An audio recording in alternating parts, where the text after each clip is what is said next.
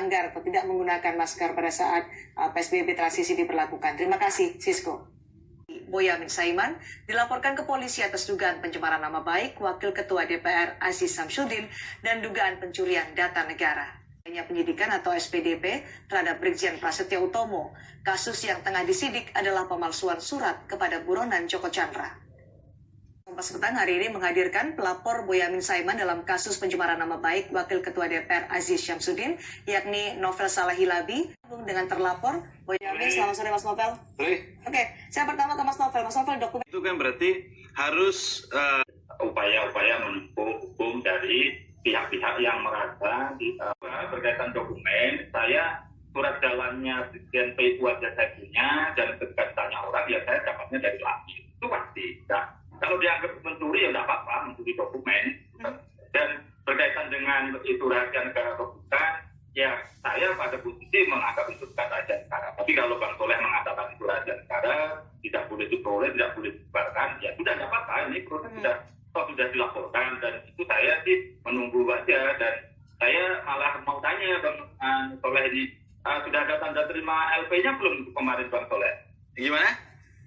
Sudah ada tanda terima laporan polisi yang dari kepolisian belum kemarin? Nah, kalau sudah kemarin sudah ada. Jadi kemarin kita melaporkan di Barreskrim Polri. Kebetulan suratnya sama teman saya, rekan saya, Mbak Andiani, yang membawa berkasnya tadi mau dibawa ke sini. Kebetulan beliau lagi di PN Jakarta. boleh suratnya? PN Jakarta Pusat. Jadi ini masih. Enggak lah, saya memperolehnya itu kan tidak dengan mencuri, mengendap-endap, terus kemudian membobol kantor DPR. Itu loh. Jadi ya saya peroleh, kalau toh diduga mencuri juga nggak apa-apa. Dan apapun kan mencuri dokumen itu kan apa yang berkaitan dengan saya, makanya itu kan menyarankan mungkin pencurian dokumen. Tapi ya nanti kita lihat. Tapi kalau soal rahasia negara, saya yakinnya bukan rahasia negara. Tidak ada kode R. Ya, justru investasi untuk bisa rapat dengan pendapat karena urgen. Karena juga di pasal 52 ayat 3 tata tertib negara ini supaya... Oke, Bang Boyamin, kami mendapat poinnya. Mas Novel, ini kan sebagai upaya untuk membongkar kasus buronan Joko Chandra ya, kemudian diketahui ada pernah berada di Indonesia.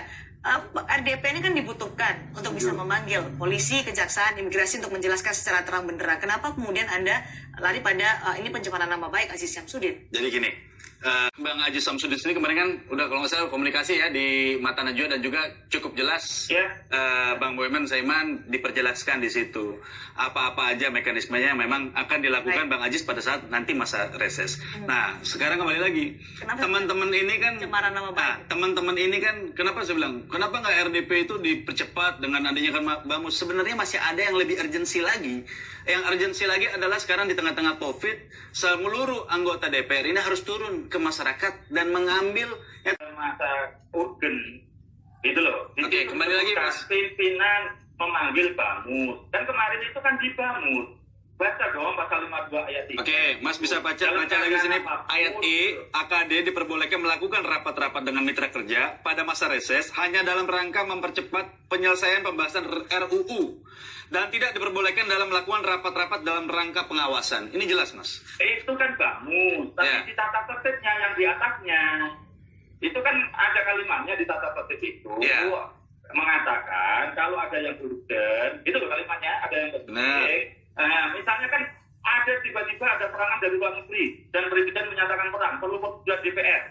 Tiba-tiba masa reses, tiba-tiba apakah kemudian ini juga tidak akan dilakukan sesuatu yang kemudian DPR memanggil Bamus, kalau Bamus tidak bisa kumpul ketua-ketua fraksi, di situ dijelaskan kok, kalau pimpinan DPR tidak bisa manggil Bamus, maka diwakili pimpinan fraksi. Pak Boyamin, jadi kalau menurut Anda seurgent apa hingga harus ada rapat dengar pendapat untuk mengangkat komisi juga, kemudian imigrasi, kejaksaan dan juga polisian?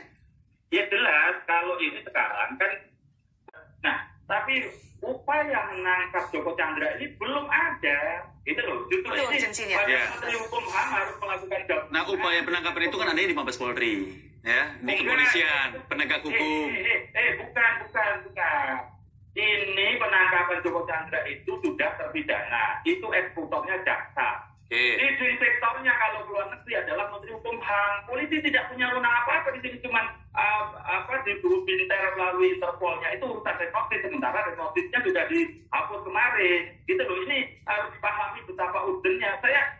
Bagi saya, kepentingan saya kalau ini apapun demi Joko Chandra supaya cepat tertangkap, saya melakukan upaya-upaya itu. Dan saya sederhana kok dengan Bang Aziz itu. Sebenarnya sudah saya tolong dong diizinkan. Saya setuju. Nah, saya akan dukung abang, Bang. Saya dukung abang memang untuk menegakkan ya siapapun yang melakukan korupsi di negara kita harus kita tangkap. Itu saya setuju sekali.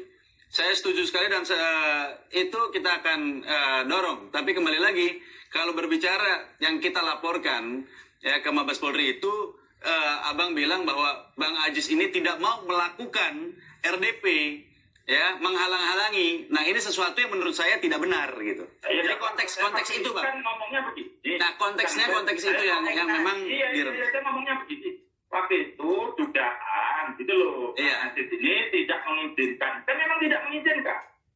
Kan gitu kan? Iya. Sehingga saya lapor ke MKD itu dugaan tidak mengizinkan. Ini sesuatu yang harus dikelirkan. Beda tidak mengizinkan sama menunda aturan yang ada, Bang. Iya. Jadi kalau misalkan tidak mengizinkan tidak akan dilakukan. Tapi kalau misalkan setelah masa reses, saya perdebatannya begitu. Saya meminta kepada MKD DPR untuk mengkelirkan ini, tidak menandatangani Aziz Samsudin ini sebagai dugaan kode etik. Ya. Kalau tidak, ya sudah. Bang Aziz Samsudin juga beberapa kali dilaporkan dan sudah tidak pada sampai vonis akhir dinyatakan tidak terbukti, ada yang nyabut, ya juga tidak apa-apa. Saya oke-oke aja. Jadi kalau dilaporkan mencemarkan nama baik, Pak Boyamin? Ya, tidak apa, sudah dilaporkan apa? Saya tidak mau nangis-nangis terus, jangan, kan juga tidak mungkin. Itu loh ya, apapun ya ke depan, apapun saya mesti kooperatif. Saya sudah mulai tahun 1993 sudah ditangkap polisi karena mencemarkan nama pejabat. Terus kemudian Kedungombo saya karena golput juga dari DPO. Kemarin tahun 2011 saya pencemaran nama baik di Jambi dan diterbitkan surat perintah membawa. Terakhir di Semarang dilaporkan. Ya, kan untuk, saya kooperatif. Permintaannya kan untuk mengklirkan MKD untuk mengklirkan permasalahan ini. Kenapa harus sampai mencemarkan nama baik, Mas Novel? Gimana? Bang Boyamin menyatakan untuk meminta kepada MKD mengklirkan permasalahan ini terkait dengan masa reses dan juga RDP antara Komisi 3 dengan 3 institusi. Tapi kenapa kemudian menjadi pencemaran nama baik?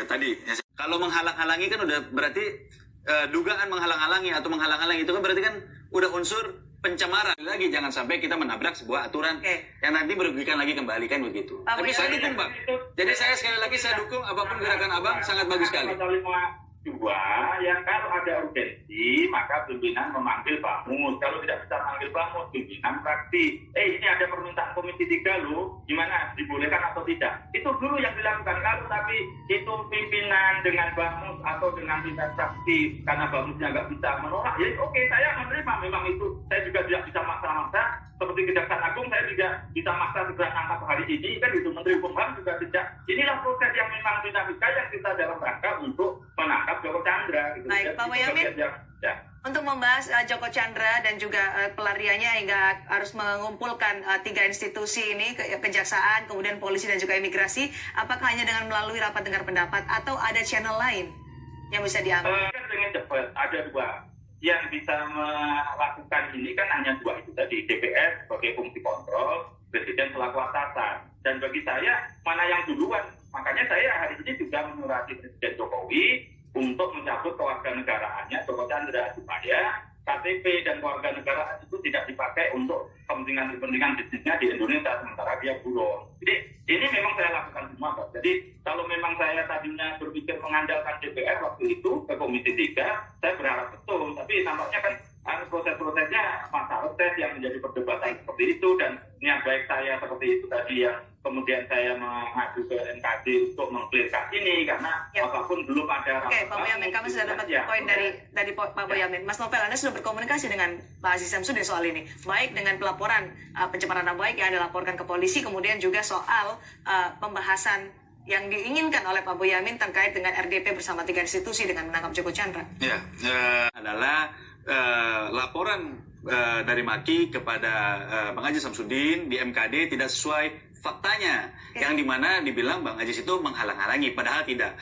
Bang Aziz itu sangat mendukung gerakan Maki kok, bagaimana kita memberantas korupsi itu sangat mendukung. Cuman jangan sampai dukungan itu jadi bumerang ke Bang Aziz pada saat dia menabrak aturan tatip yang berlaku di DPR. Karena yang urgensi ini kan banyak. Masalah Joko Chandra urgensi, tapi masalah di Indonesia ini kan banyak yang urgensi, yang satu persatu memang harus Menteri juga pernah datang ya, Iya. kan dalam masa ini juga. Iya, di mana-mana kan kita harus rapikan satu persatu. Oke. Urgensi ini kan banyak, gitu. Dinamika ini terus Tapi berlanjut. ranking satu saat ini memang Joko Chandra. Baik Pak Prinsip satu itu ekonomi negara ini Pak terhadap masyarakat yang kena COVID. Terima Pak. kasih. Pak Boyamin, terima kasih Mas Novel. Ini masih dinamika masih terus berlanjut. Kita akan menanti bagaimana laporan kemudian juga di DPR akan seperti apa untuk menanggapi kasus yang melibatkan Joko Chandra yang hingga saat ini informasinya juga masih simpang siur terkait dengan keberadaan Joko Chandra. Terima kasih Pak Boyamin, terima kasih juga Terima kasih. Mas Novel. Terima kasih. Terima kasih, Mas. Di Partai Berkarya antara kubu Hutomo Mandala Putra dengan Muhdi PR. Kubu Muhdi menyelenggarakan musyawarah nasional luar biasa yang hasilnya dilaporkan. Sampai jumpa.